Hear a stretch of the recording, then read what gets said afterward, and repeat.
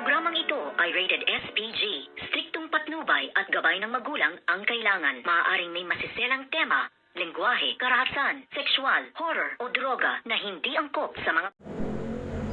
Good evening and welcome sa aking munting channel. Muli ngang dinalaw nito ngang si Francis, ang ating bidang si Ina, at dito nga ay inabutan niya ito ng isang kumpon ng bulaklak, at dito naman ay saktong palabas itong ang bruhang si Joanna, at kitang-kita nga ni Joanna, ni Johan at ni Amy kung paano ka-close at ka-sweet nga itong si Francis at ang ating bidang si Ina. At dito nga ay niyakap nitong si Francis si Ina at hinalikan nga ito sa pisngi, at ito nga ay laking gulat nito ngang si Joanna, at sobrang selos na selos nga siya nang makita ang dalawa. At dito nga ay nasabi nitong si Joanna na talaga daw mang-aagaw ito ngang si Ina. At para sabihin ko sa iyo, Joanna, walang inaagaw ito ngang si Ina sa iyo, dahil sadya lamang na natauhan na ito ngang si Francis dahil sa kagaspangan ng pag-uugali mo,